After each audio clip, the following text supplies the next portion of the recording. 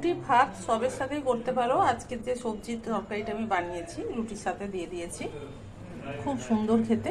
তোমরা এইভাবে বানিয়ে দেখো। তো কিভাবে বানিয়েছি চলো দেখে নিই। প্লেন নিরামিষ ভাজা করব, সবজি ভাজা।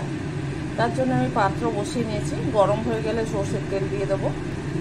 দেখো তেল গরম হয়ে গেছে, আমি সাথে দিয়ে দিলাম পাত্রের গায়ে। আর তাতে আমি ফোড়ন হিসাবে 5 ফোড়ন, হিং আর শুকনো লঙ্কা দিচ্ছি। ফোড়নের গন্ধটা বেরিয়ে যেতেই আমি সবজিটা দিয়ে দেবো। দেখো এখানে আছে সবজি বলতে কুমড়ো, বরবটি আর আলু। আমি একটা ভাজা ভাজা মতো মাখা তরকারি করে নেব।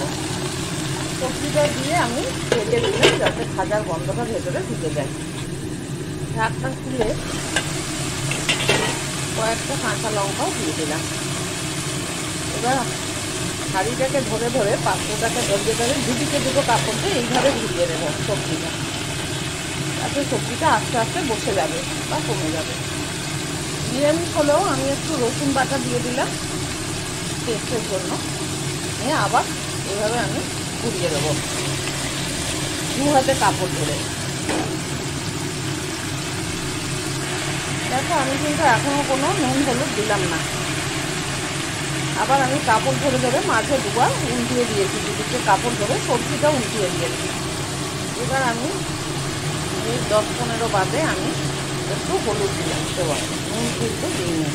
আবার এইভাবে আস্তে আস্তে উল্টাবো। এখনও খুন্তিও ব্যবহার করিনি। আরও 2-3 মিনিট ভাজা হয়ে গেল। এবার আমি নুন দেবো আর খুন্তির ব্যবহারও করবো।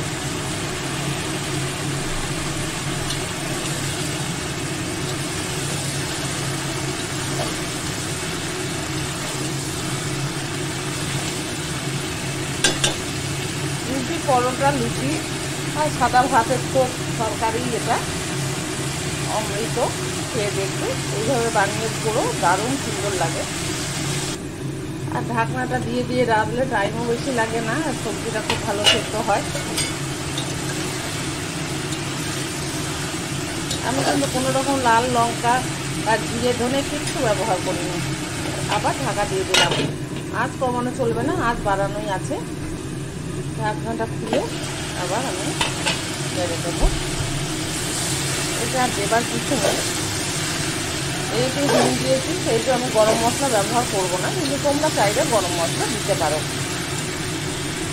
আঁচ কিন্তু পুরো বাড়ানো থাকবে। আবার আমি ঢাকনাটা দিয়ে দেবো।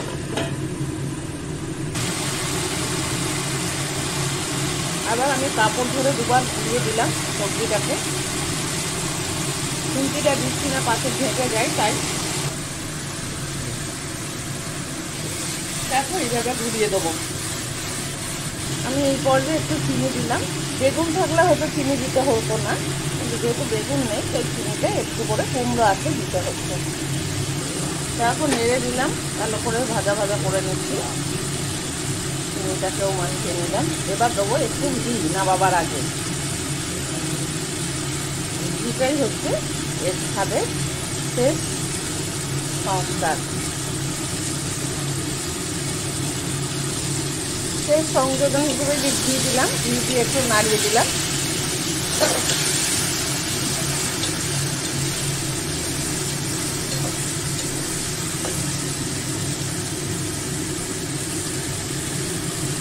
তেলের পরিমাণও আমি খুব বেশি দিইনি, যদিও তেল ছাড়তে শুরু করে দিয়েছে। তোমরা হয়তো বুঝতে পারছো না, কিন্তু আমি বুঝতে পারছি।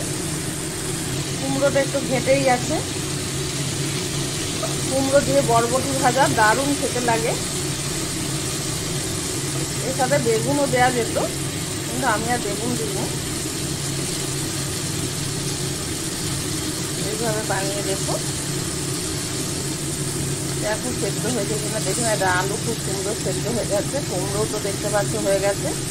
বরবটিও একটা তুলে দেখে নিলাম, খুব সুন্দর হয়েছে। নুনটা দেখবে তোমরা, তোমাদের পরিমাণ বুঝে নুন দেবে। এই সময় আমি ঢাকনা দিয়ে গ্যাস বন্ধ করে দিলাম। দেখো আমি ভাতের সাথে দিয়ে দিয়েছি। কেমন হয়েছে আমাকে জানাবে। ভালোই হবে, খুবই ভালো লাগবে খেতে। তোমরা বানিয়ে দেখো, খুবই ভালো লাগবে। আসি বন্ধুরা, আবার দেখা হবে।